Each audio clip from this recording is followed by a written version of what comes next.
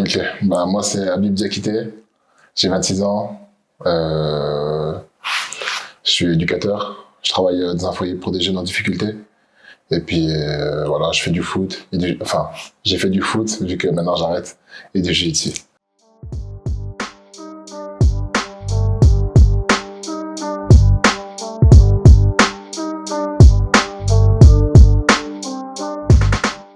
Pourquoi j'ai commencé JJB? Parce que c'est drôle, hein. Ça a commencé parce que je me suis blessé au foot, ligament croisé. Je m'appelle c'est pour ça. Non, j'ai fait les croisés et puis j'arrivais pas à courir pendant un moment. Et ce truc que je pouvais faire, c'est boxer. Donc j'allais boxer un peu. Et c'est parti d'une blague, hein. C'est parti d'une blague. Les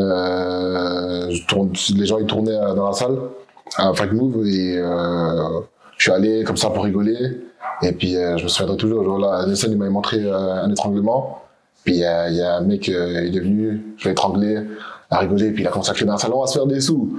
Puis moi je me suis dit, avec ce petit truc, je me suis dit, ah, mais c'est kiffant en fait ce sport. Et comme bah, je pouvais pas courir et j'avais des gènes au genou, bah, j'ai commencé d'abord sans kimono, donc le no-gi. Et puis je suis allé m'entraîner quelques fois pour reprendre un peu, surtout la puce, etc. Et puis ensuite, je me suis dit, bah, faut que j'essaie d'aller avec kimono. J'ai fait un peu les deux. Puis c'était pas très long la période, c'était genre 3 mois où je suis allé. Et directement, je suis allé, bah, je me suis dit, bon, tant qu'à faire, compétition. Je suis allé, première compétition, deuxième place. En plus, c'est un gars de chaux de fond là, qui m'a battu. On était à Besançon.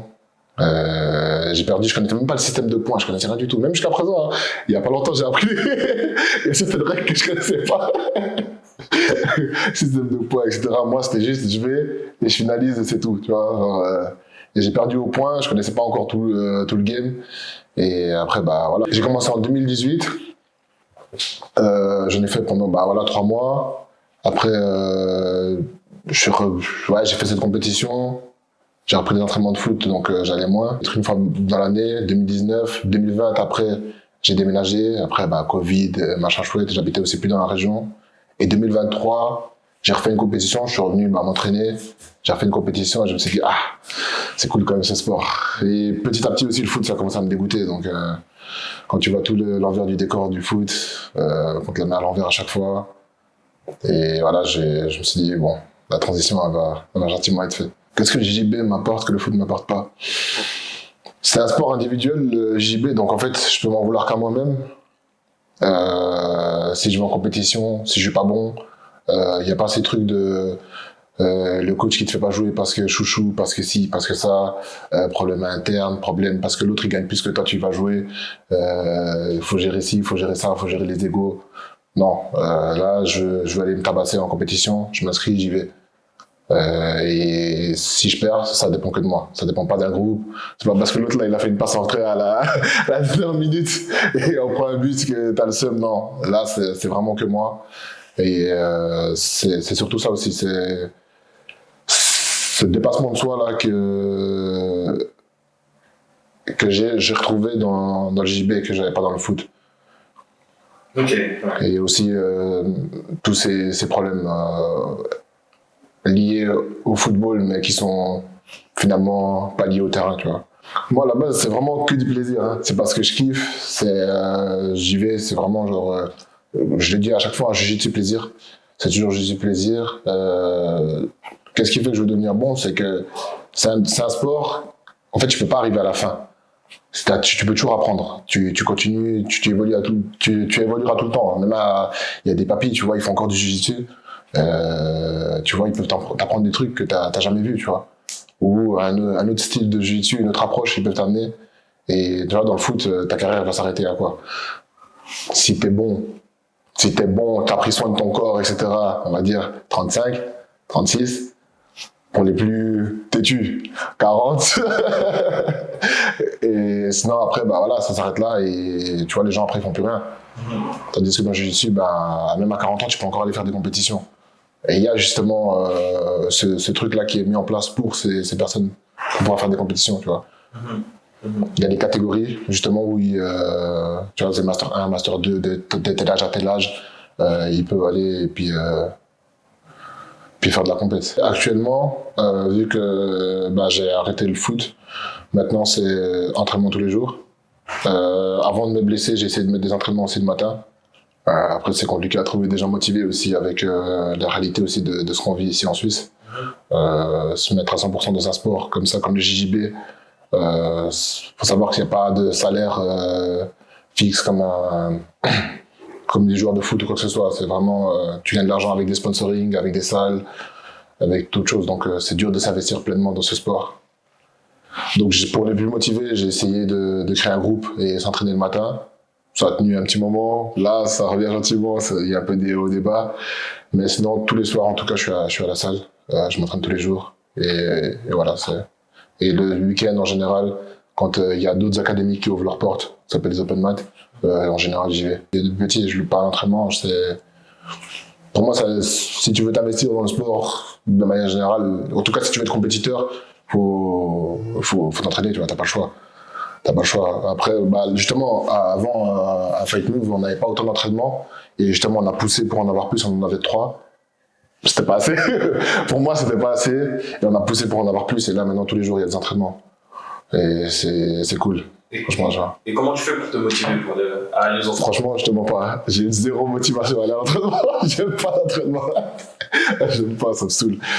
Il y a des jours où t'as envie, t'es motivé et tout ça, mais je te jure, les jours où je suis motivé, vraiment, genre, je me dis, aujourd'hui, ça va être bon. C'est les pires entraînements que je fais. Par contre, les jours où je traîne la patte, je me dis, aujourd'hui, est-ce que j'y vais? Je me gratte la tête. Tout, c'est bête, mais c'est là où je fais les meilleurs entraînements. Et voilà, le plus important, c'est d'être discipliné, c'est pas d'être motivé, parce que la motivation, ça fait ça monte, ça descend. C'est la discipline qui me pousse à aller. Si je m'entraîne pas, et je vais en compétition, je me fais taper, ou que genre c'est dur, pendant 5 minutes, le gars il veut t'arracher la tête. Parce que quand je suis revenu en 2023, je me suis entraîné 3 semaines, je suis allé en compétition. C'était horrible la sensation que j'ai ressentie.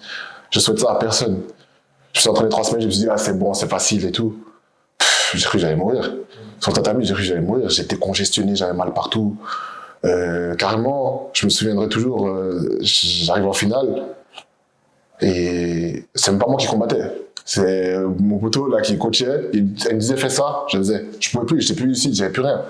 Je me suis dit non, en fait, je peux pas aller comme ça à l'arrache tout le temps et puis vouloir gagner comme ça. Je veux que ce soit facile la compétition. Je veux pas que ce soit quelque chose de difficile. Donc je suis obligé d'aller souffrir à l'entraînement pour que ce soit facile. C'est ce qui m'anime. Moi, j'adore ça. J'adore l'association, j'adore l'association de victoire. Et de toute façon, que ce soit là ou ailleurs, moi, je suis tout le temps en compétition. On peut faire un jeu de société, je vais pas te laisser gagner. Alors, je vais mesurer aussi mon niveau mais je vais pas te laisser gagner. Je suis comme ça. Je suis animé par la compétition de manière générale. Et surtout sur mon quotidien, même au travail. Des fois, certains collègues, j'ai pu me prendre la tête avec eux parce que j'ai les enfants. Je les laisse pas gagner, mais c'est aussi un apprentissage pour eux parce que finalement, la satisfaction qu'ils ont quand ils me battent, parce que je joue sérieusement, la satisfaction, elle est encore plus grande. Je l'ai battu 10 fois, il m'a battu 1 fois. Pour lui, c'est comme s'il a gagné la Champions League, tu vois. Alors que si je le laisse gagner, il a appris quoi? Il va pas chercher à apprendre, à continuer à se battre et tout ça. Dehors, c'est la même chose. Tu vois, genre, voilà. On va pas se mentir, on est noir, hein. Pour tout ce que j'ai dû faire, je dois me battre 2 fois plus. Genre, pour aller chercher un travail, je dois faire plus qu'un autre. Et c'est comme ça, c'est pas grave, c'est le jeu. Mais ça reste de la compétition. Et du coup, c'est mon quotidien, en fait, la compétition. Cette compétitivité, c'est mon frère, surtout. Mon frère, lui, des petits horribles, laisse tomber. C'était vraiment un point où, genre, des fois, genre, tu vois, entre frères et sœurs, on se bat, enfin, il me tape, je vais dans la chambre, je recharge mon énergie, je reviens, je pense que je suis devenu plus fort, mais c'est pas le cas, tu vois. Il me tabasse encore et je reviens, et c'est lui qui m'a enseigné ça. Et surtout aussi, à travers ce que j'ai pu voir de lui, dans le sport, dans le foot, dans le jiu-jitsu aussi, et même dans ce qu'il fait au quotidien, c'est lui qui m'a transmis ça surtout. Quand je vais en compétition, c'est pour me battre, et comme je disais souvent à des potes, quand on discute comme ça, c'est que c'est de la comédie, tu vois. Avant de rentrer dans le tatami ou à la pesée ou même avant ou dans la zone de chauffe, c'est tous des comédiens. Ils sont là, ils se tapent, ils font des grands gestes, des grands échauffements, tout ça. Moi, j'aime pas m'échauffer, au même titre que j'aime pas m'entraîner, mais j'y vais quand même. Je fais aussi semblant, tu vois. Genre, je mets mes écouteurs, mais y a rien. Je mets pas de musique ou autre, tu vois. Des fois, je mets un peu de Coran. Parce que moi aussi, je suis assez réactif à la musique, tu vois. Genre, je peux devenir bête. Genre, si la musique est pas adaptée au mood, genre, tu vois, je vais mettre un truc, je vais commencer à m'exciter et faire n'importe quoi, tu vois. Genre, faut vraiment que je reste calme et tout ça. Donc, comédie, je vais rester serein. Je dégage cette sérénité. Donc, lui-même, il se dit, le but, c'est de rentrer dans la tête de l'adversaire. Mais, parce que aussi, j'ai confiance en moi et je sais que je vais le battre, tu vois. Mais, le fait de le savoir, c'est une chose, mais il faut le montrer. Donc quand je vais sur tatami, dès le moment où j'ai posé le pied, j'ai plus le même regard, j'ai plus la même attitude, c'est plus la Bible, c'est Blacky Chan. Est-ce que tu as déjà eu l'impression de beaucoup travailler, mais de pas avoir, enfin de rien avoir en retour? Par rapport au jiu-jitsu, oui. C'est d'ailleurs pour ça aussi que je me suis arrêté aussi pendant pas mal de temps. Et j'ai retrouvé aussi ce truc-là dans le jiu-jitsu. Après, c'est un peu particulier parce que dans notre salle, il y a eu un changement de coach aussi et tout ça. C'est que moi, j'estimais avoir mérité la ceinture bleue avec les compétitions que j'ai fait, etc. Et finalement, j'ai dû attendre, j'ai galéré à l'avoir. Et moi, je suis un compétiteur, je voulais pas rester en ceinture blanche pour rester en ceinture blanche, etc. Ça m'intéresse pas. Moi, je vais aller me battre, je vais aller taper plus fort et ça commençait un peu à me décourager.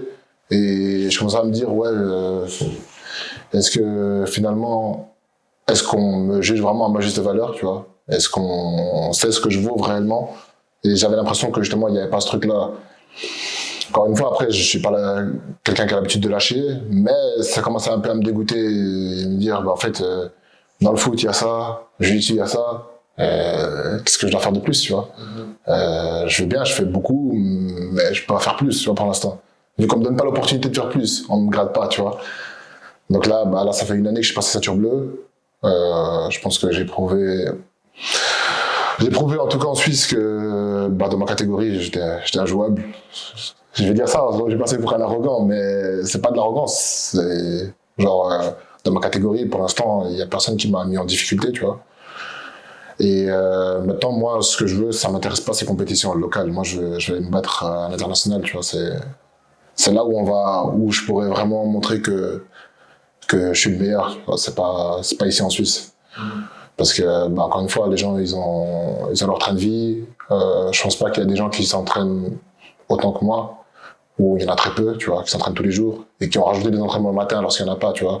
Quand ils essaient de motiver des personnes à venir le matin pour s'entraîner, pour se tabasser, je pense pas qu'il y en a beaucoup. Après, c'est lié aussi au train de vie et tout ça, et aussi aux objectifs que les gens se sont fixés. Et moi, maintenant, je rêve plus, enfin, ces compétitions, c'est vraiment plus, je vais plus aller maintenant dans une optique où je vais essayer mon jeu, plutôt que d'aller dans une optique où, non, dans ce sens, je vais pour gagner, dans tous les cas. Mais pour moi, ce qu'il faut maintenant, c'est viser plus haut, les grosses compétitions.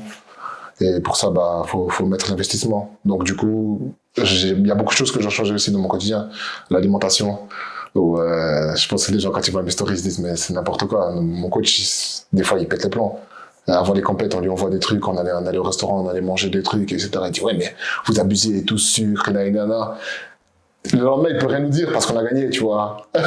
On a fait des résultats, mais je sens qu'il a ce truc, genre, ils abusent et tout ça. Il nous a déjà fait plusieurs fois la remarque. Et moi, je trouve ça drôle. Mais ça fait partie de mon personnage, hein, entre guillemets. J'ai besoin vraiment que tout soit vraiment... l'atmosphère soit détente autour de moi pour aller en compétition. Parce que plus j'ai un relâchement total, et meilleur je suis, tu vois. Justement, au contraire, avant une compétition, justement, faut que... Par exemple, je peux pas regarder une vidéo de certains combattants ou comme ça avant une compétition parce que je vais pas dormir Je vais regarder ça, je vais dire, oh, demain, je vais faire ça, je vais faire ça, je vais faire ça, et je vais me mélanger, je vais faire n'importe quoi, tu vois. Je vais aller tout excité, je vais vouloir faire le spectacle, parce que c'est un sport qui est assez nouveau. Et quand tu connais pas, ça peut être vraiment long et chiant à regarder. Et moi, justement, j'essaie d'amener ce truc-là où j'essaie de finaliser vite, d'amener ce truc où les gens ils prennent du plaisir à regarder parce que il faut mettre la lumière sur le sport. Et aussi, c'est ma manière de combattre, j'aime ça. Et voilà, donc, je vais pour faire aussi le spectacle, pour gagner, pour faire le spectacle, et j'aime gagner avec la manière. Pour moi, il y a certains combats que j'ai gagnés, j'ai pas aimé parce que, genre, j'étais vraiment déçu, parce que pour moi, genre, c'est pas la prestation que je voulais faire, tu vois. Après, on est deux pour faire un combat, je suis pas tout seul. Mais gagner avec la manière, pour moi, c'est le plus important. Je pense que, comme je suis une personne qui prend pas forcément les choses au sérieux, je suis tout le temps en train de déconner, ils pensent que je suis pas sérieux dans ma démarche ou dans ce que je veux entreprendre. Je pense que c'est aussi ça. Ils pensent que le fait de prendre tout à la rigolade, ça empêche le fait d'être sérieux. Non, je suis sérieux dans ce que je fais. En tout cas, je m'investis pleinement dans ce que je fais. Mais je suis sérieux, même si je le fais en rigolant. C'est le mood que j'aimerais amener là-dedans. J'aimerais pas le faire que ce soit une charge pour moi. Je veux le faire avec du plaisir et je veux garder ce plaisir. Parce que pour moi, dès qu'il n'y a plus de plaisir, pour tout, hein, si je prends pas de plaisir, je vois pas l'intérêt de continuer à faire ça, tu vois. C'est l'un de mes pires moments JB. Ouais. Il y en a plusieurs, hein. Et l'un des pires, je pense que c'est drôle, je racontais ça l'autre jour au mariage d'un pote. Carrément, je me souviens même pas du combat, tu vois, pour te dire. Championnat d'Europe à Lisbonne. Je suis allé là-bas, j'étais pas au top de ma forme. J'avais fait une bonne prépa et tout. Pas au top de ma forme, malade un peu là-bas. Des pics, genre en mode je suis bien, je suis plus bien, je suis bien, je suis plus bien. Je rentre sur tatami, premier combat, ça va, mais je me sens. Enfin, déjà, première prise, j'ai dit, ah, ça va être long aujourd'hui. Ça va congestionner, c'est bizarre et tout. Premier combat, je gagne. J'avais 20 minutes avant le prochain combat. Dans la zone de chauffe, j'ai la peine à récupérer et tout ça. Je sens mon corps bizarre, tu vois. Genre, j'ai pas l'habitude de tomber malade comme ça, mais vraiment bizarre. Et au moment où je rentre, on m'appelle pour le deuxième combat. Je rentre sur tatami. Les gars, c'est un jeu de merde, tu vois. C'est pas les gars qui viennent faire du spectacle, c'est des gars qui vont gagner avec pas grand chose, tu vois. Mais ça fait partie du jeu, c'est comme ça. Je sais que, genre, on peut combattre 10 fois. Il va me battre une fois sur les 10 fois, tu vois. Et cette fois-là, il m'a battu, il va plus me battre, tu vois, ce gars. Il me battra plus. Et je me souviens encore, le seul flashback que j'ai, c'est je vois le chrono, le gars il est en train de me prendre le dos, il me reste quoi, 30 secondes, et là je me dis, mais non, je peux pas perdre là maintenant, tu vois. Et je me retourne, je sors, je sais même pas, même moi j'arrive même pas à te dire, c'est vraiment genre, là c'est vraiment que le cœur, tu vois, il y a même plus de technique, je réfléchis même pas à ce que je vais faire.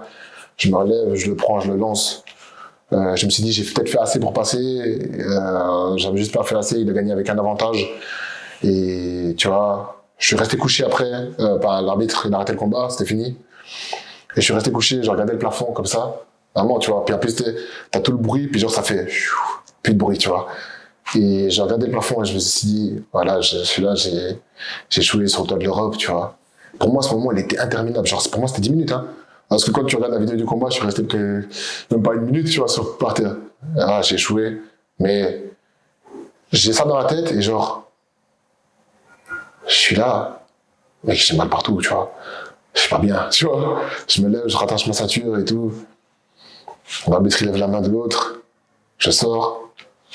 Je vais m'asseoir, je suis posé comme ça, et j'avais pas réfléchi, mon frère m'appelle, je réponds, je lui parle, mais je suis encore en train de récupérer parce que j'étais vraiment pas bien, tu vois. Mec, je sais pas, ce moment-là, c'était vraiment un moment difficile, tu vois. Parce que pour une fois où je m'investis pleinement, j'ai fait une bonne prépa, etc. Après, c'est comme ça, c'est le corps, tu vois. Après, moi, je suis aussi religieux, donc, tu vois, je me dis, Dieu merci, il y a autre chose derrière, tu vois. Il y a autre chose qui m'attend, il y a un plan qui est meilleur pour moi, tu vois. Donc, ça te permet de relativiser. Mais sur le coup, en fait, je pense même plus à ça, je pense juste à moi, comment je suis. Et après, on rentre à la maison, enfin, la maison qu'on avait louée. Et carrément, j'ai dormi directement. Tous les autres, ils sont partis faire un tour et tout. Moi, j'ai dormi, tu vois. Et tout le reste du séjour, et pendant longtemps, j'ai pas regardé la vidéo. Hein. C'est genre un pote à moi qui regarde la vidéo, qui me dit ouais, t'aurais dû faire ci, ça, ça. Je dis ouais. Mais je me souviens même pas du combat, tu vois. Juste de ce moment-là, et c'est tout. Et après, j'ai pris du temps à regarder la vidéo. J'ai regardé la vidéo, et puis je dis mais non, il peut pas me battre. C'est impossible qu'il me tape, lui, tu vois. Et c'est frustrant, mais c'est comme ça, c'est le jeu. Ça fait partie du jeu, et ça m'a permis aussi, cette expérience-là, de me dire que si je veux m'investir dans ce genre de compétition, il y a aussi le jiu-jitsu spectacle, etc. Mais des fois, il faut savoir gagner, peu importe la manière, tu vois. Et que le spectacle, je peux pas tout le temps le faire. Et il faut que j'apprenne aussi à jouer avec les règles, etc. Mais pour ça aussi, il faut que je m'investisse et j'apprenne les règles correctement, tu vois. J'ai dit, genre, une semaine avant le championnat d'Europe, il y a certains trucs, j'étais là, ah ouais, ça c'est... Tu vois. Donc ça va avec. La foi, la religion, elle a quelle place en fait dans le JJB pour toi? Même pas dans le JJB, elle a une place centrale au milieu de ma vie, tu vois.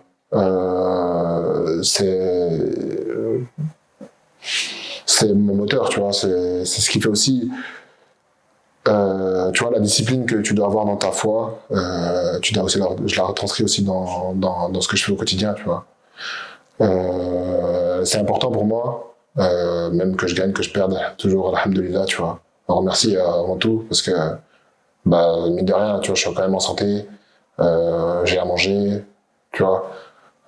J'ai pu avoir cette opportunité que d'autres n'ont pas forcément, tu vois. Donc, toujours, je remercie pour tout ce que j'ai au quotidien. Et ça me booste aussi parce que nous, de notre religion aussi, quand on fait quelque chose, on essaie de faire de la meilleure des manières. Il faut exceller dans ce qu'on fait, tu vois, que ce soit le travail ou autre chose.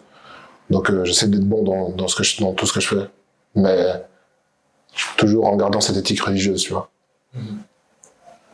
Alors ça, c'est... l'équipementier... Ouais, alors ça, c'est tout à tes frais. Ça, c'est le jiu-jitsu, c'est pour ça. Il n'y a pas d'organisation qui te donne ça. Tu vois, en Suisse, il n'y a pas d'équipe suisse. Après, en Suisse, on est important sur tous les sports. Faut dire ce qu'il en est, tu vois. Du coup, en fait, c'est tout à ma charge. C'est pour ça que j'ai commencé à faire des vlogs sur YouTube où je voulais montrer. J'ai commencé par étapes à montrer un peu qui je suis, montrer un peu mon quotidien. Enfin, pas vraiment. Dans les derniers vlogs, c'était plus ciblé sur ma personne. Et je voulais petit à petit montrer vraiment mon quotidien, ce que je fais, comment je travaille et tout ça. Ça arrive. Je suis en train de voir encore comment je vais faire tout ça, mais c'était aussi pour amener justement un certain financement, pour que les gens ils voient que vraiment il y a du travail derrière, parce que tu vois, tous les jours me faire étrangler à la salle là. Et pour aller aux compétitions, tu vois, par exemple, c'est bête, mais championnat d'Europe, je parle juste du championnat d'Europe. L'inscription elle te coûte 100 et quelques francs, tu vois. T'as pas payé ton voyage, t'as pas payé l'hôtel, t'as pas payé le transport, tu vois. Et tout ce qui va avant ça, genre tout ce que je peux mettre en place pour, tu vois, genre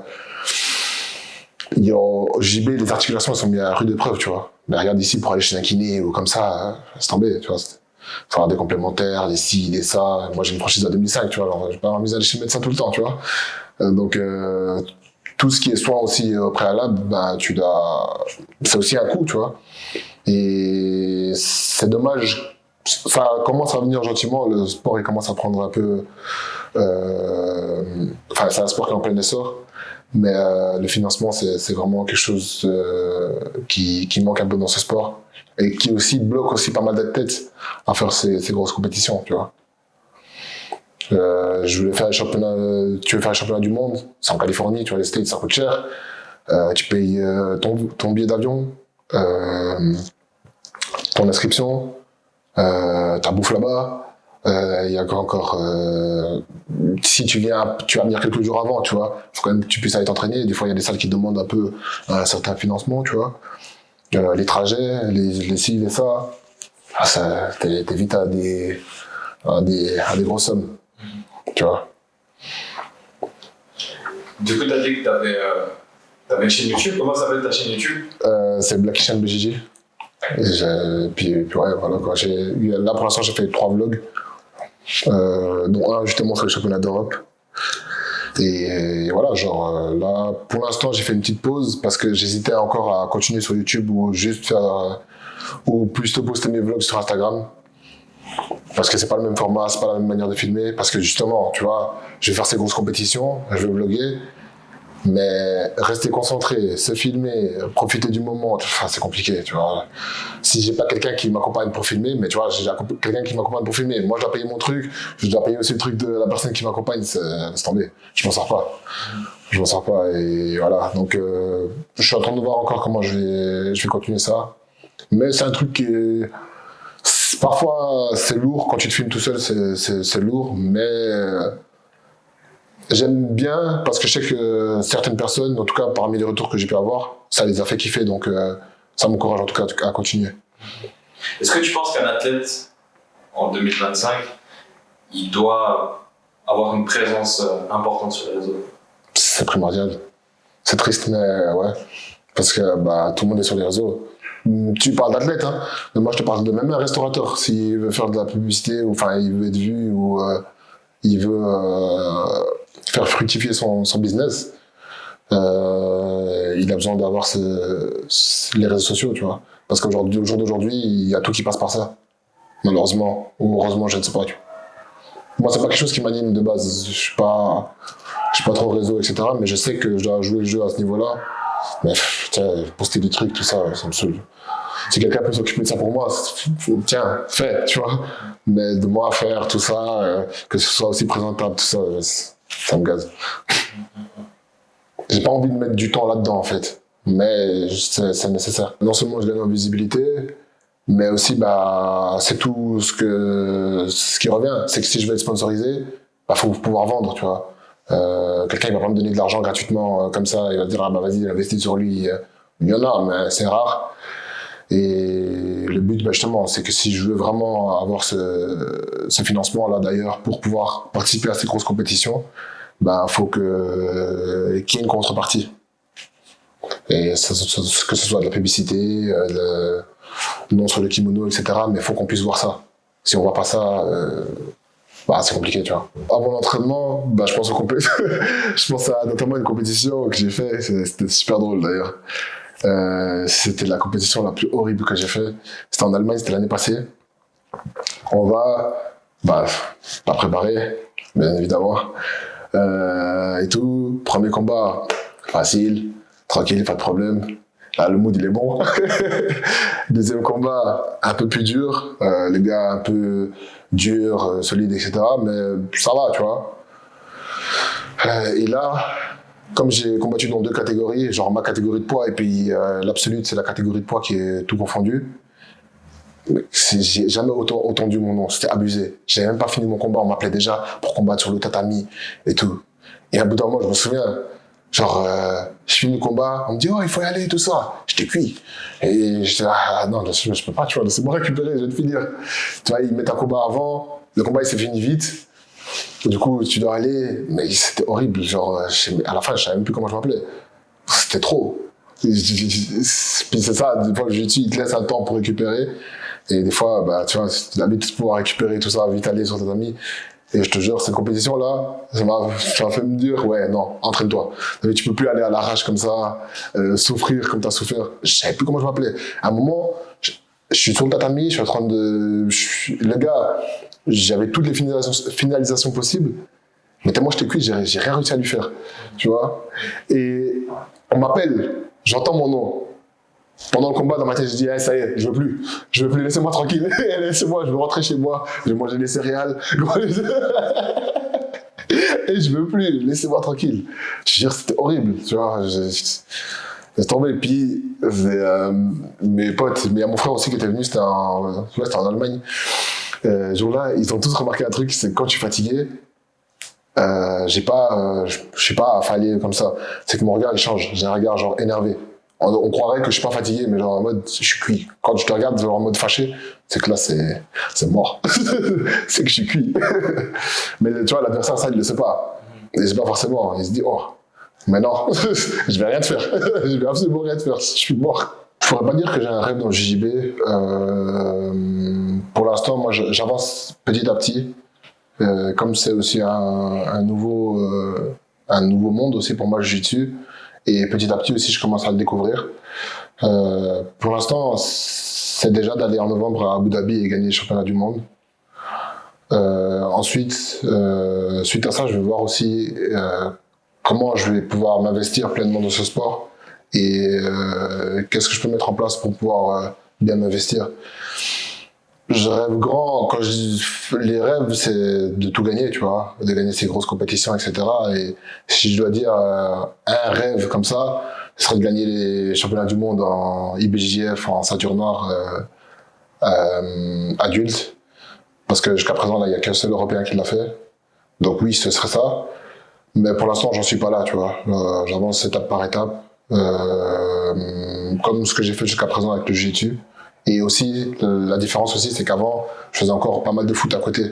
Et là, c'est récemment que j'ai décidé d'arrêter le foot et de me consacrer genre vraiment que au jiu-jitsu.